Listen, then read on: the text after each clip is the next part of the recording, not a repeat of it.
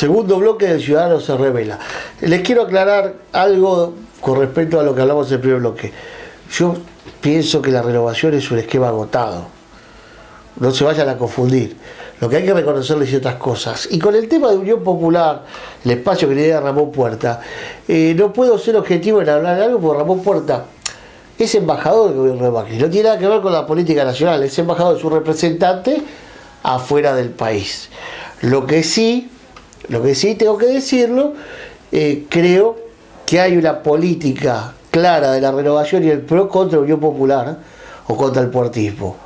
Ustedes fíjense, sin dar nombre, no quiero ser ofensivo, los cargos nacionales de acá se lo han dado a veces a gente que no están para estar en esos cargos. Y Unión Popular tiene 3 o 4 dirigentes interesantes como para poder haber ocupado ese cargo. Pero la idea es aplastarlos, por un lado. La gran pregunta acá que se tiene que hacer todo es ¿hasta dónde quieren llegar con eso? Puerta no es nuevo en la política, esa visión la debe tener, pero tampoco se puede Unión Popular y el puertismo tirar contra el macrismo porque forman parte, al menos a nivel de la política internacional. Yo sé que nosotros en este programa hemos apoyado y nos hemos sentido más cerca de lo que es el peronismo opositor y de que nos representaba Ramón Puerta. Hoy por hoy, creo que Unión Popular está jugando otra carta y Ramón Puerta está en otro espacio, es decir, al menos está en otro lugar a nivel político siendo embajador. Entonces no lo podemos mezclar en lo que está pasando en la política cotidiana. Lógicamente, en algún momento va a tener que tener una definición y ahí vamos a saber cómo están planteadas las cosas. Hoy por hoy, como lo digo yo y como lo ve todo el mundo, no ignora que hay un arreglo entre Rovira, entre los hermanos Schiavone, entre Macri, entre Pasalacqua, y se la tiene que, creo que aguantar de cierta manera porque es el acuerdo del poder. Macri necesita los votos de la renovación, la renovación necesita la plata de Macri, los Schiavone quieren manotear algo de todos los negocios que hay acá, y todo sigue así. Y les voy a aclarar algo. No tengo nada personal contra la gente del PRO, ni contra Humberto, ni contra Alfredo Schiavone, que han venido a este programa, y fuera de la política he tenido una relación bárbara. Soy crítico a ellos, porque yo los conocí de una manera y ahora están en otra. Entonces, no sé si es soberbia, no sé si es una posición política, no sé si es un problemas personales, porque quizás a nosotros nos ven más cercanos a lo que es el peronismo opositor, a lo que representa Puerta. Pero no me gusta lo que estoy viendo. Y ahí hay buena gente, hay buena gente, está Julián Arias, está Jorge Ratier, que no son nada que ver con los otros personajes que han aparecido ahora, que tienen esa condición de ciudadano de primera y ciudadano de segunda. Yo no sé si Alfredo y Humberto y Schiavone están convencidos que hay ciudadano de primera y ciudadano de segunda. Lo que sí que son los representantes de ese esquema. Pero la política es la política y la opinión es la opinión y lo personal es lo personal. Quisiera que esto quede claro porque uno no, a veces un amigo mío decía, algunos se hacen ricos por rencor y otros políticos por aburrimiento. Algo de eso en esta nueva sociedad está pasando. Nos vamos a nuestro columnista estrella, Abel Reynoso.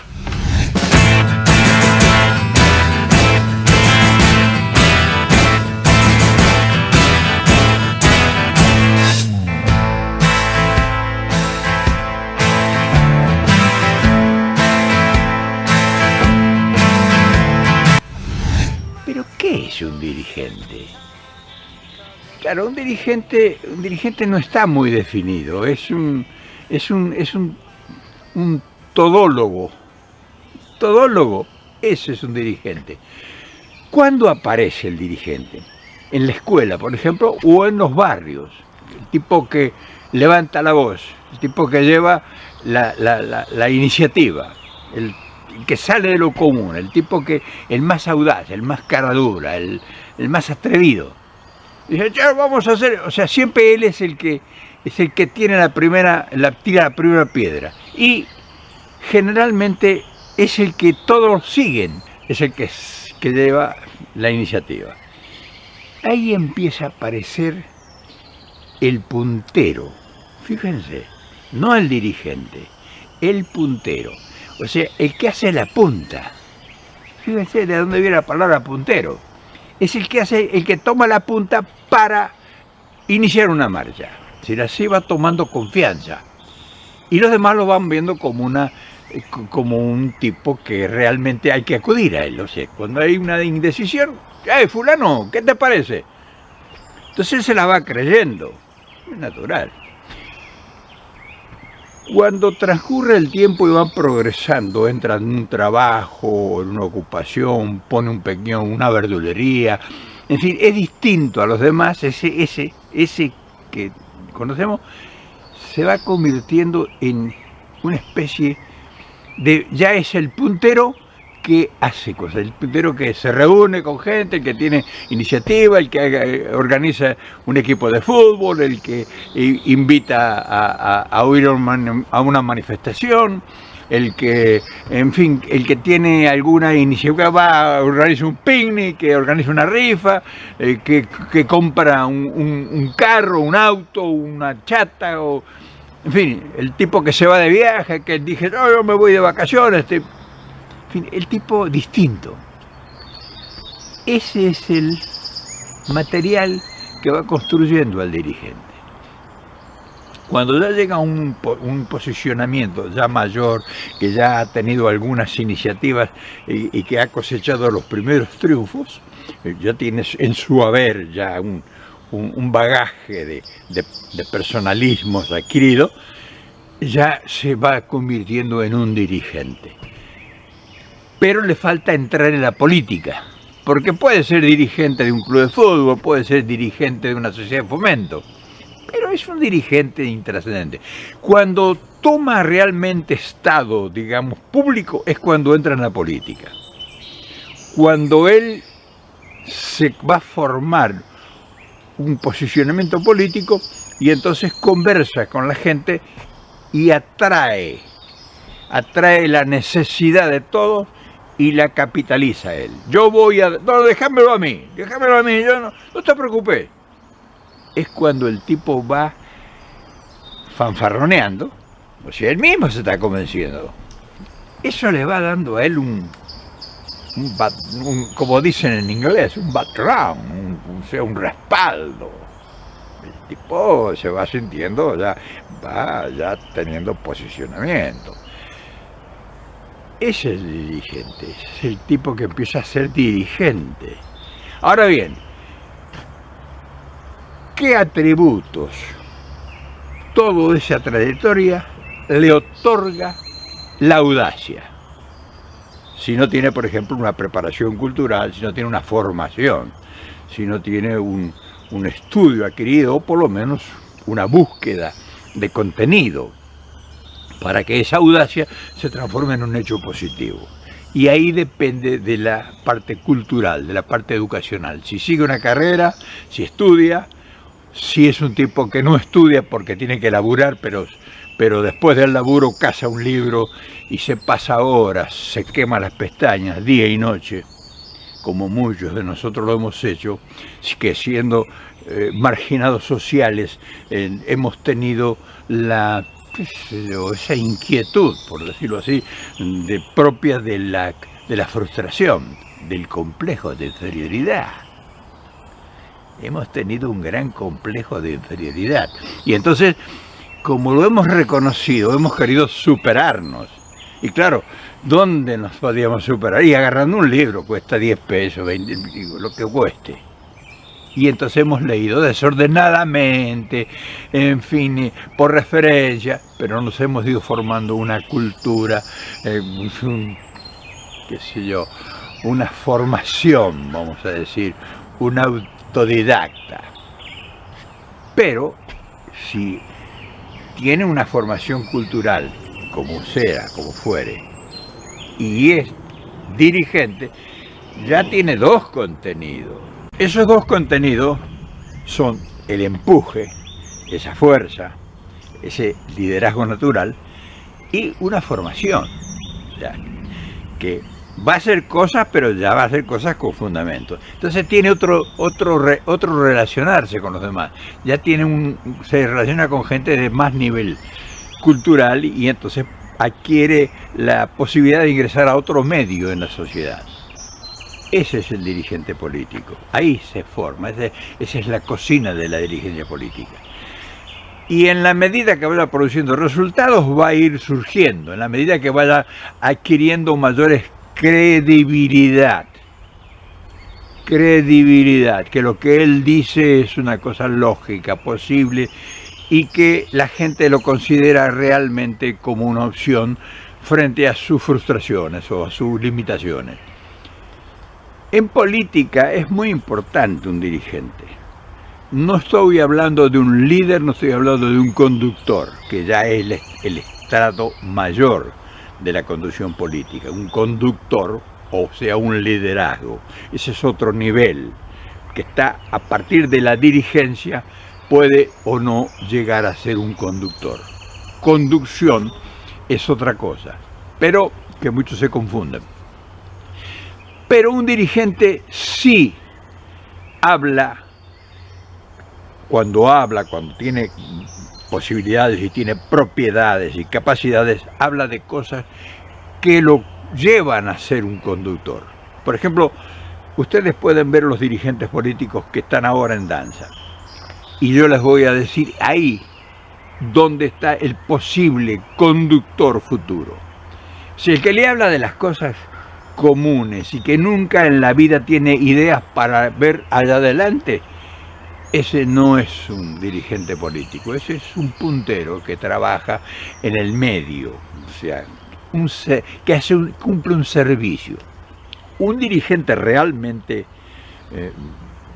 con posibilidades concretas es el tipo que no le habla de esto así, de que se engancha en cualquier minucia, sino que toma el problema, pero no te habla del problema, te habla de las soluciones con la apuesta de su grado de capacidad para resolverlo con opciones a futuro. O sea, si yo tengo un problema laboral, no me voy a ocupar de ir a poner, qué sé yo, un clavo. Yo mando a poner un clavo y yo me fijo qué es lo que puedo hacer para todos los demás al futuro. En general solía decir que un dirigente tiene que tener el óleo sagrado de Samuel. O sea, no puede ser cualquiera. O sea, tiene que tener una formación y tiene que tener una visión no del momento, sino una visión de futuro. Cuando nosotros vemos ahora que se presentan distintos dirigentes y no nos hablan de lo que nosotros no sabemos y de las posibles opciones que tenga esta situación que se está dando ahora hacia futuro, cuando un dirigente no nos hable de eso, no es un dirigente. Un dirigente es cuando me toma un problema, me lo analiza, me demuestra por qué se produjo ese problema y me ofrece alternativas para que ese problema se pueda resolver al futuro y me da a mí un determinado posicionamiento o un esclarecimiento para ver en dónde yo me puedo insertar en ese problema o cómo yo me puedo involucrar.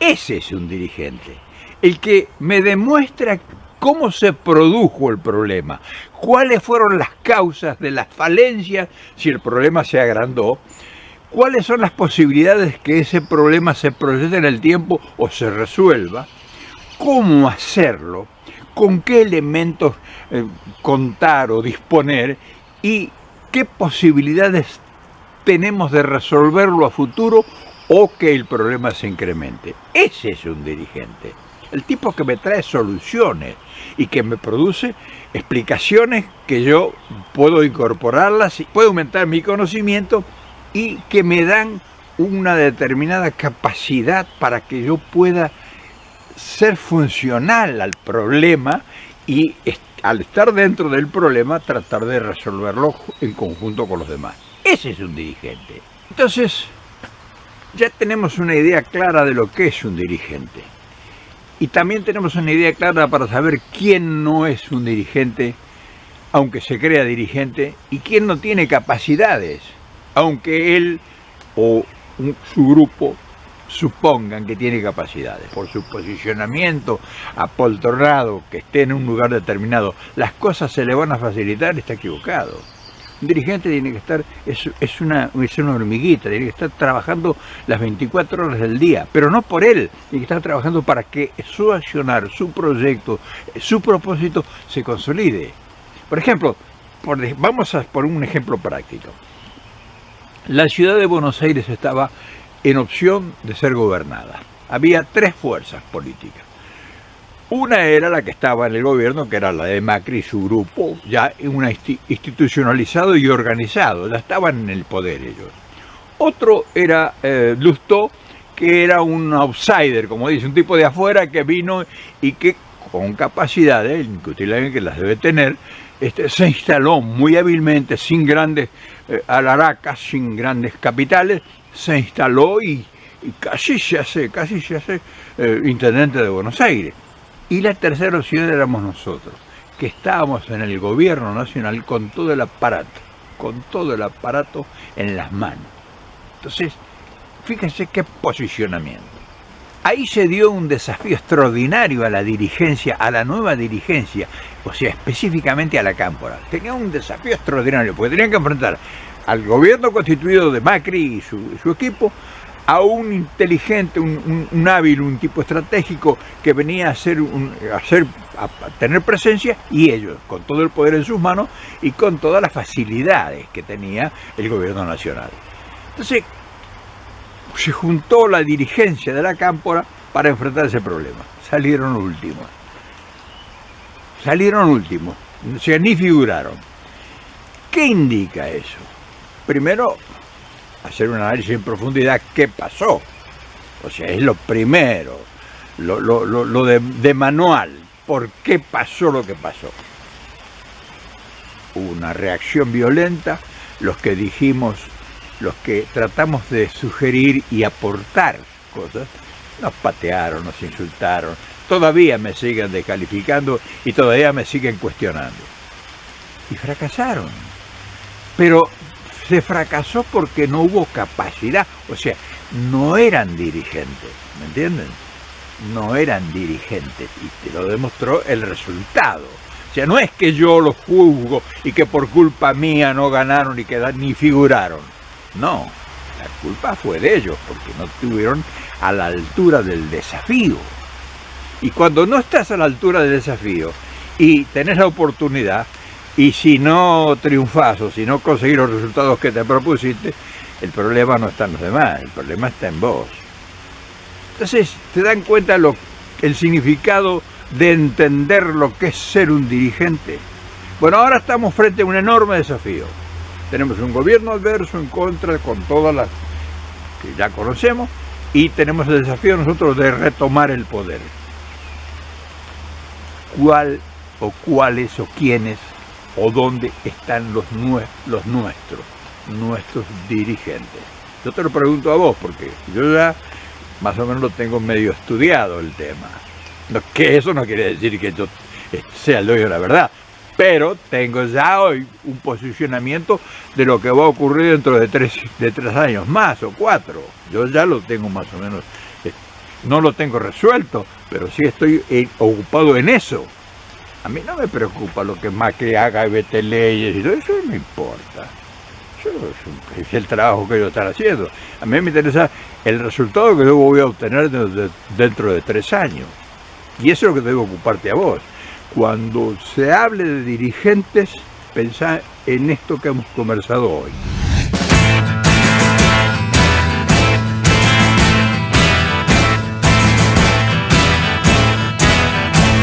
La tiene clara el compañero Reynoso. Más allá que en algunas cosas no estamos muy de acuerdo, hay que respetarlo porque principalmente es peronista. Ahora vamos a ir a lo que se llama las batallas de Malvinas.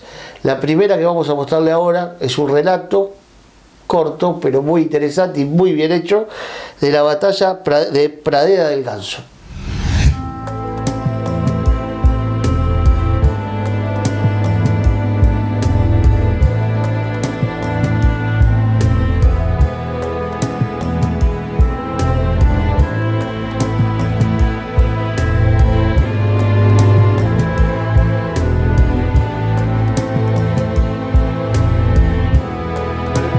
Ganso es la primera de las batallas terrestres de Malvinas, que dura 33 horas de plomo entre las 2 de la madrugada del 28 de mayo de 1982 y las 11 de la mañana del día siguiente. Comienza, obviamente, con el ataque del cuerpo de paracaidistas ingleses. Una hora y media después del comienzo de la batalla, es decir, a las 3:30 de la madrugada del 28 de mayo, han avanzado de tal manera que los argentinos ya han abandonado la primera línea de defensa de Pradera del Ganso, o Goose Green, como la llaman los británicos y los isleños. A las 6 de la mañana, la batalla parece prácticamente perdida por los argentinos. Sin embargo, hay un muy valiente y verdaderamente heroico contraataque de la reserva de los argentinos a cargo de un teniente de apellido Esteves, el cual consigue verdaderamente paralizar la penetración de los británicos hacia Pradera del Ganso. A las 9 de la mañana sale el sol. Y la cuestión no es menor, porque los argentinos no cuentan con tecnología para poder apuntar y disparar certeramente de noche. De modo que con la llegada de la mañana, los argentinos se reagrupan y se reubican de manera ordenada y también logran determinar cuántos son los enemigos que están en el campo y dónde están. A las 10 de la mañana, los avances argentinos buscan que los ingleses se replieguen contra un campo minado, pero los ingleses no se repliegan porque conocen a dónde se encuentran y comienza, digamos, nuevamente un enfrentamiento que dura aproximadamente unos 30 minutos. A las 11 se produce un suceso que va a ser largamente comentado durante el resto del conflicto y después de él también. Un grupo de soldados británicos levantan cascos y fusiles en señal de parlamentar y el oficial argentino, que es García Centurión y que está al cargo de esa avanzada, se desplaza a conversar con ellos creyendo que van a ofrecer la rendición y sin embargo es el propio Herbert Jones, que es el jefe del cuerpo de paracaidistas, el que pide la rendición de los argentinos. Los argentinos se indignan, intiman a los ingleses a que vuelvan a sus posiciones de batalla para reanudar el enfrentamiento y en ese momento comienzan a dispararse los ingleses con los argentinos. Y García Centurión, de un tiro certero, mata a Herbert Jones. Esa va a ser la versión argentina que va a ser contrapuesta por los ingleses, que sostienen que en realidad le dispararon a traición a Herbert Jones y que lo mataron de una manera artera. Sin embargo, tiempo después, las dos visiones van a ser refutadas. Los argentinos van a establecer que a Herbert Jones en realidad lo mató un conscripto de 19 años de apellido Ledesma, y los ingleses van a sostener que Herbert Jones cayó en batalla legítimamente mientras él le daba pelea a un nido de ametralladoras argentinas. Lo cierto es que después de este hecho, con Herbert Jones, la lucha se va a tornar verdaderamente encarnizada. Los argentinos logran adaptar 2 cañoneras de aviones Pucará en un jeep y le disparan con eso a los ingleses, y también le disparan con antiaéreas de 35 milímetros que han adaptado para disparar contra fuerzas terrestres. Los ingleses a su vez atacan desde el aire con Sea Harrier para anular esas antiaéreas y desde tierra atacan con misiles antitanque Milán a las posiciones argentinas, a las que, imaginarán ustedes, no logran, las posiciones argentinas no logran resistir porque las están atacando con balística para anular tanques de batalla.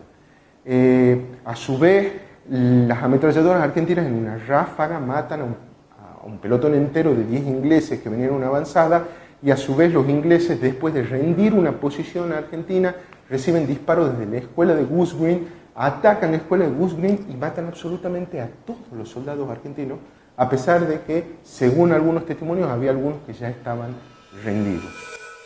Finalmente, cerca de las 20:30, del día 28 todavía, los ingleses aflojan un poco el ataque, pues ya tienen totalmente rodeada, digamos, al cuartel argentino, dentro del cual solamente hay 300 soldados en condiciones de luchar, pero solo 97 cajas de municiones. A la 1 de la madrugada, la oficialidad argentina pide parlamentar con los ingleses y le pide un cese de hostilidades hasta las 9 de la mañana, hora en la que van a entregar la plaza ya rindiéndose. A las 9 de la mañana, los ingleses envían con 2 soldados argentinos que habían tomado como prisioneros un ultimátum escrito en el que intiman a la inmediata rendición de la guarnición argentina en Pradera del Ganso, bajo amenaza de que están autorizados por Londres a bombardear y aniquilar no solamente a todos los argentinos, sino también a los 115 isleños que los argentinos tienen tomados como prisioneros desde el 1 de mayo, es decir, desde hace 27 días. Finalmente, los argentinos acceden a estos términos y se produce la rendición con honores del destacamento argentino a las 11 de la mañana. Según el ejército argentino, hubo 47 muertos en nuestras filas, más 98 heridos. Los ingleses consignaron que ellos tuvieron 17 muertos solamente, pero los oficiales argentinos aseguran que al momento de la rendición, los oficiales ingleses les confesaron que habían tenido 250 bajas, aunque sin precisar cuántos eran muertos y cuántos eran heridos. Triunfó Gran Bretaña y sus tropas a partir de una superioridad de recursos, de tecnología y de armamento que fue verdaderamente ilimitada, pero que se encontraron con un enemigo argentino al que en un principio habían subestimado y que demostró enorme valentía, bravura y tosudez para la defensa de sus posiciones. Lamentablemente, con eso no se gana una guerra, por lo menos no la de Malvinas.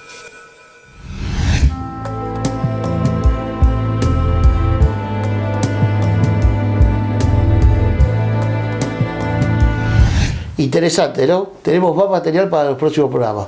Vamos a la parte más entretenida del Ciudadano se Revela, farándula y política.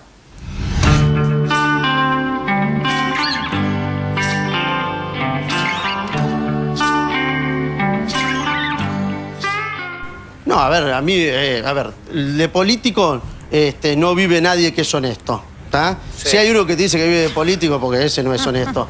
Y bueno, y la verdad que yo desde muy chiquito hago esto y no terminé mi carrera. Así que tengo que hacer otras cosas. Ahora, no creo que sea productor ni nada, pero José, la lista, estoy tratando de abrir un bar. Hay cosas que son indefendibles y vos las defendés igual. Yo eso lo noto como televidente, ¿eh? Bueno, eso es lo que hablábamos antes. A mí me parece que está bien. Hay cosas que yo veo. ¿Por qué estás defendiendo eso? Que eso no se puede defender. Defender con si vos me estás diciendo que reales. Esto es agua, es agua, y es agua. El segundo semestre lo que vamos a ir viendo es una baja sensible de la inflación. El segundo semestre nos va a encontrar una inflación por debajo de los 2 puntos mensual, en un camino hacia gradualmente ir reduciéndola y eliminándola en la Argentina. Estimamos para nuestra meta para el 2019 que sea de 5% anual. El grupo Indalo es creado a instancias de la expresidente de la Nación y del expresidente de la Nación. Y ahí es donde empiezan a ingresar, es decir, es el paraguas donde empiezan a ingresar todas las estructuras, tanto en materia energética, hablamos de OIL, MIS, y hablamos de todas las empresas que luego adquirió. Que es inevitable que pensaran él, los ingleses de otra manera, pero él y sus compañeros, los argentinos, que estaban vengando a los chicos muertos en Malvinas. Pero yo sí le puedo contar lo que es el hambre, porque yo la he vivido. Es un dolor en el estómago que es como que te están comiendo y te duele tanto y que sabes que no vas a tener por más que te duela el estómago. Dicho de Eve, hizo que se joda el Papa por recibirla. Fue y le metió una bomba al Vaticano. Sí, sí. Le trajo un quilombo. Vieja mentirosa y conflictiva. se habla mal de su santidad es la Argentina, así que es nuestro Papa es un orgullo para todos los argentinos. No hablen mal. ¿Lo quieren enfrentar con el gobierno? Es un hombre muy inteligente, él sabe lo que hace. Recibir a Eve de Bonafini y no a Margarita Barreto, como dice. Su santidad no sabía que Margarita estaba haciendo la cola o estaba intentando verlo, no lo sabía, te aseguro que no lo sabía. Yo creo en su santidad, no va a mentir. Pero Cristina está bajo investigación, entonces. Por supuesto, por eso... Bueno, es una noticia. Pero lo único que voy a decir es esto, nunca en 30 años de profesión entré a un lugar en donde tanta gente odia a un solo tipo. Es lo único que puedo decir, que es lo que más me llamó la atención poderosamente. Respecto de la relación con España, no tengo más que empezar por pedirles disculpas por los últimos años. Yo sé todo lo que han sufrido los capitales españoles en Argentina. Abusos de todo tipo. No puedes manejar como sindicalista la AFA, porque los grandes problemas que tiene el fútbol tiene que ver por ese tipo de dirigencias, claro, me parece. Claro. Creo que tendría una mirada interesante porque se ha molestado en buscarla para ver cómo es el fútbol hoy en día, el negocio del fútbol hoy en día, cómo es el entretenimiento. Que realmente nosotros no valoramos y creemos que es lo mismo ir a ayudar a un final lógico y coherente en Cuba que recibir a mi tía la que odio. Digo, los odios son nuestros. Lo bueno de ella es la forma en que plantea la dureza ética. Y lo difícil es cuando ella pontifica y dice lo que yo digo es dogma. El campo está mejor, digamos. Pero está mejor porque se modificó el dólar, se modificaron retenciones. Está mejor porque hay una reconsideración. Las primeras señales que da Mauricio Macri, y no lo digo desde la militancia macrista, digo, yo no soy un activo militante del macrismo, pero las primeras señales se las da precisamente al sector agropecuario. A mis compañeras, ¿qué querías ser cuando eras chico y mirabas a ser grande? ¿Qué querías ser? La verdad, ¿querías ser político? ¿Querías trabajar en los medios, en la televisión? Superhéroe, lo mismo que ahora. Superhéroe. Yo quiero contestarle algo a la vicepresidenta, que es mejor que haga silencio conmigo. Porque lo que nos diferencia es que yo jamás hubiera designado a Chegaray. Y ella lo firmó. Y esta es una diferencia moral importante. Entonces, la colaboración es que yo jamás hablé mal de Gabriela. Pero que no digan que soy inmanejable. Para finalizar, decirle que tienen una cosa muy buena, que es el senador Pinedo, que es el presidente previsional del Senado. Le agradezco, senadora, por haber cumplido con su tiempo.